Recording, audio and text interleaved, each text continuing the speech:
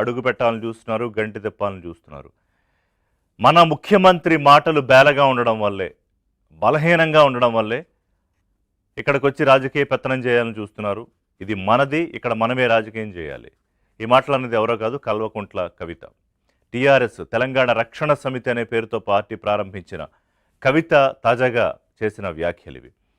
అంతకుముందు ఒకటి రెండు సార్లు కూడా కామెంట్స్ చేశారు. అంటే తెలంగాణ రక్షణ సేన పార్టీ పెట్టకముందు కోర్స్ ఆ పార్టీ మీద ఇంకా అభ్యంతరాలు ఉన్నాయి. టీఆర్ఎస్ అనే పార్టీకి సంబంధించి బీఆర్ఎస్ అంటే టీఆర్ఎస్ నుంచి బీఆర్ఎస్గా మారిన పార్టీ, అలాగే ఇతర రాష్ట్రాల్లోని పార్టీలు సుమారు అన్నీ కలిపి 600 ఎన్నో అభ్యంతరాలు వ్యక్తమయ్యాయి. ఆ పేరు ఉంటుందా లేదా తెలియదు. ప్రస్తుతానికైతే మనం వారి పార్టీ పేరు టీఆర్ఎస్గా ప్రకటించారు కాబట్టి దాన్నే మాట్లాడుకుందాం.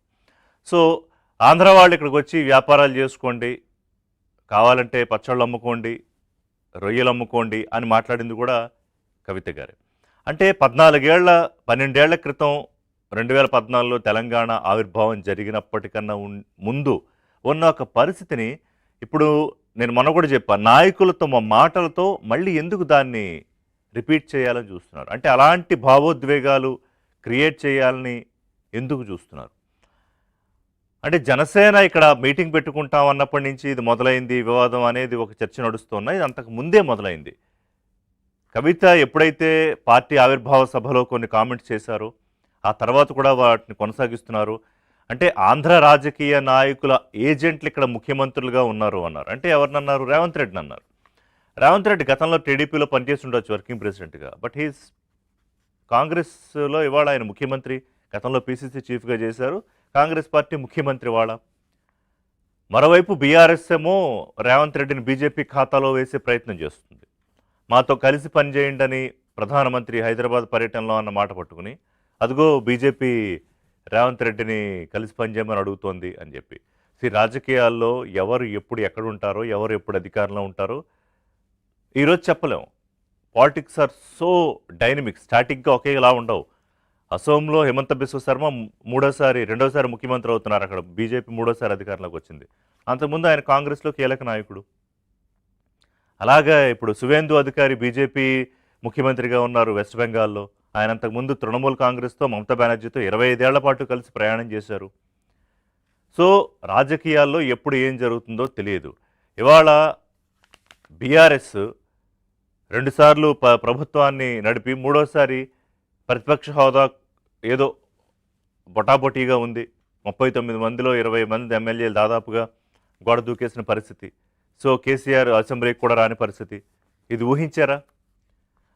సో ఇవాళ జనసేన, తెలుగుదేశం అంటే చంద్రబాబు నాయుడు, పవన్ కళ్యాణ్ తెలంగాణలోకి వచ్చి రాజకీయం చేద్దాం అనుకుంటున్నారు.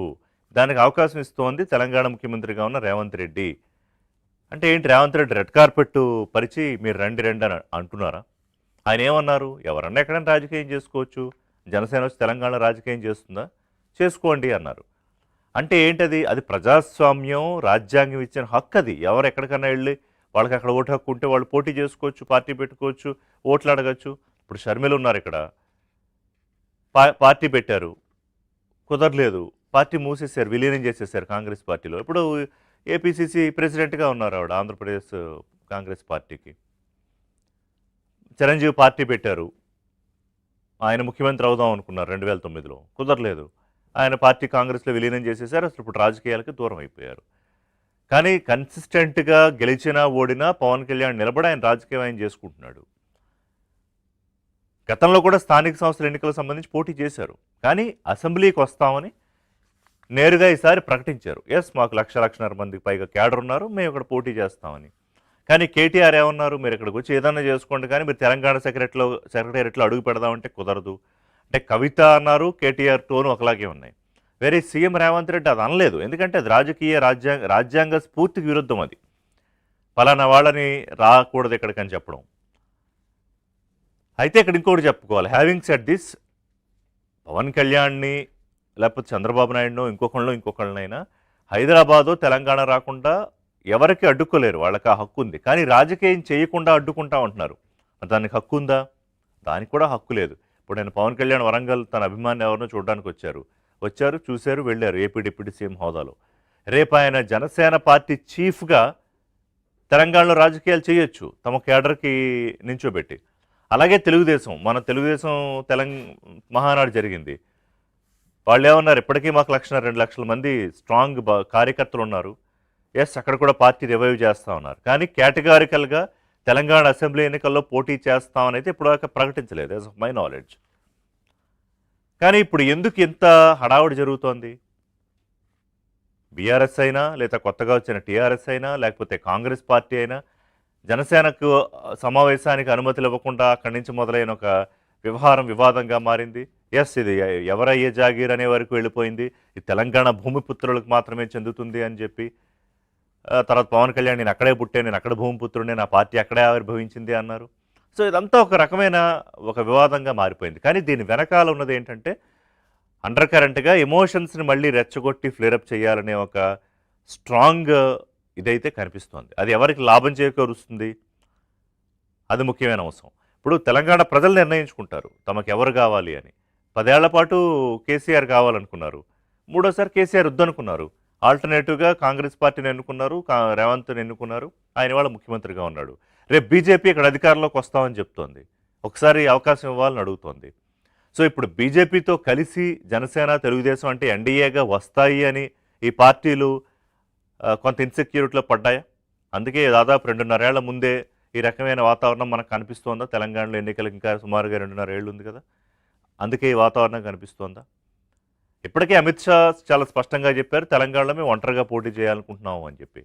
బీజేపీ విధానమే అది, తెలంగాణ కాదు ఏ రాష్ట్రంలో అయినా ఒంటరిగా ఎదగాలి అని.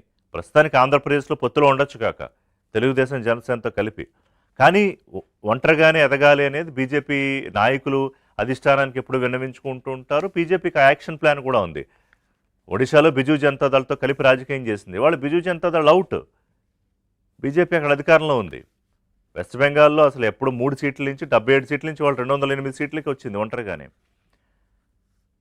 అనేక మంది మిత్రపక్షాలని ముందు మిత్రులుగా ఉన్నా వాళ్ళ తర్వాత వదిలించుకుని సొంతంగా బలం పెంచుకుని అధికారంలోకి వచ్చిన సందర్భాలు చాలా ఉన్నాయి. బహుశా వాళ్ళ స్ట్రాటజీలు వాళ్ళకు ఉంటాయి, ఏపీలో అయినా, కర్ణాటకలో అయినా, తెలంగాణలో అయినా. దీనికి ఎందుకు ఇక్కడ తెలంగాణ సెంటిమెంట్ని తీసుకొస్తున్నారు అనేది ప్రధానమైన అంశం. అంటే పొలిటికల్గా ఎవరి జాగీర్ ఏంటి అనేది నిర్ణయించాల్సింది రాజకీయ పార్టీలు, రాజకీయ నాయకులు కాదు, అంతిమంగా ప్రజలు.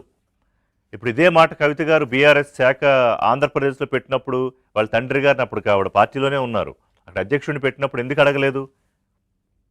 కర్ణాటక, తమిళనాడు, మహారాష్ట్ర, ఒడిశా ఇక్కడంతా వెళ్ళి అక్కడ పార్టీలు పెడతామని ఢిల్లీలో ఆఫీస్ కట్టారు, మరి అప్పుడు ఎందుకు ప్రశ్నించలేదు? అంటే ఉద్యమ పార్టీ నుంచి రాజకీయ పార్టీగా, అక్కడి నుంచి జాతీయ పార్టీగా ఎదగాలనుకుని బీఆర్ఎస్ అనుకుంది. అలాగే జనసేన ఇప్పుడు పెనిట్రేట్ అవ్వాలనుకుంటోంది. తెలుగుదేశం పార్టీ ఇప్పటికే జాతీయ పార్టీ, జాతీయ అధికార ప్రతినిధులు ఉన్నారు. అండమాన్లో వాళ్ళకి శాఖ ఉంది, అక్కడ కూడా ఏవో పదవుల్లో ఉన్నారు. బట్ టెక్నికాలిటీస్ ఉన్నాయి, జాతీయ పార్టీ ఏంటి, ఎన్ని ఓట్లు ఉండాలి, ఎన్ని సీట్లు ఉండాలి, అవన్నీ. బట్ జాతీయ ఆకాంక్షలు చాలా స్పష్టంగా కనిపిస్తున్నాయి. నిన్నే మనం మాట్లాడుకున్నాం జాతీయ పార్టీలు వర్సెస్ ప్రాంతీయ పార్టీలు. సో ఇవాళ కవిత మాట్లాడిన మాటలు కానీ, లేకపోతే కేటీఆర్ అన్న మాటలు కానీ, కాంగ్రెస్లో కొంతమంది నాయకులు అంటున్న మాటలు కానీ, అది దేనికి సంకేతం?